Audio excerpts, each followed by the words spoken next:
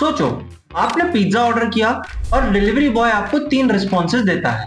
First one, pizza मिल गया। Second one, घर का एड्रेस गलत है। थर्ड वन, किचन में कुछ गड़बड़ हो गई। यही तो होता है HTTP स्टेटस कोड। आज सिंपल एग्जांपल्स के साथ समझेंगे। 200, 301, 400, 401, 403, 404, 500 ये सब क्या होते हैं और इनका मतलब क्या होता है। नमस्ते दोस्तों, मैं हूं योगेंद्र और आप देख रहे हो coding Yogendra Bire AKA CYB, जहां कोडिंग का ज्ञान मिलता है एकदम सिंपल भाषा में। So let's see what are HTTP status codes. जब भी ब्राउजर एक रिक्वेस्ट करता है सर्वर को, तो सर्वर एक नंबर प्रोवाइड करता है रिक्वेस्ट की फॉर्म में, दैट्स द स्टेटस कोड। और ये स्टेटस कोड आपको बताते हैं रिक्वेस्ट सक्सेसफुल हुई या नहीं, क्या एरर आया या कोई रीडायरेक्ट हुआ। So let's see the categories of status code. If code range is starting from 1, so it means server is about to provide some information. So we can think of it as like server is thinking about something. If code range is starting from 2 and followed by some other numbers, that means success. In normal terms, सब कुछ ठीक है। So if code range is starting from number 3 followed by some numbers, it means server is about to redirect something.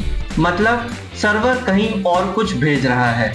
And if code range is starting from 4 followed by some other numbers, it means there is some error on the client side. For instance, तुम में गलती है, मेरे में नहीं। And if code range is starting from number 500 followed by some other numbers, it means there is some error in the server.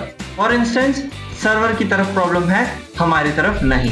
Let's understand the status code with the help of some real life examples. First one is 200. That means okay.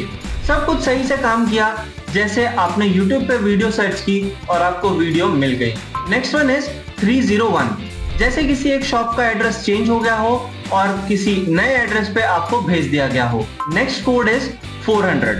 That means client की side से कुछ गलत हुआ है, जैसे आपने कोई एक ब्लैंक फॉर्म सबमिट कर दिया हो। Next code is 401। लॉगिन किए बिना आप किसी प्राइवेट पेज के ऊपर एक्सेस करना चाह रहे हो, तो सर्वर आपको बोलेगा भाई पहले ऑथेंटिकेट तो कर ले अपने आप को। Next code is 403। That means आप ऑथराइज तो हो बट आप रिसोर्स को एक्सेस नहीं कर पाओगे, जैसे आप एम्प्लॉय हो और एडमिन का डेटा आप एक्सेस नहीं कर सकते। Next one is code 400। इसका मतलब होता है आपने URL गलत डाल दिया, जैसे आपने एक रेस्टोरेंट का एड्रेस टाइप किया XYZ जो कभी एग्जिस्ट नहीं करता। Last code is code 500। इसका मतलब होता है सर्वर के किचन में ही कुछ क्रैश हो गया। आपने रिक्वेस्ट तो सही भेजी थी बट सर्वर ही प्रॉब्लम में है। So you can see the summary table of codes that we studied just right now.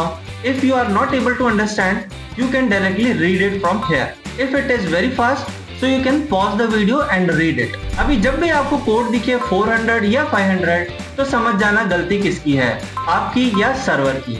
तो ये जो स्टेटस कोड्स हैं, ये आपको हेल्प करते हैं प्रॉब्लम को डायग्नोस करने में, स्पेशली जब आप बैकएंड के एप्लीकेशंस बना रहे हो। तो बस आज की वीडियो के लिए इतना ही। आई होप आपको ये चीजें समझ आई होंगी। तो मिलते हैं नेक्स्ट वीडियो में एक नए टॉपिक के साथ। तब तक के लिए कोड करो और ग्रो करो।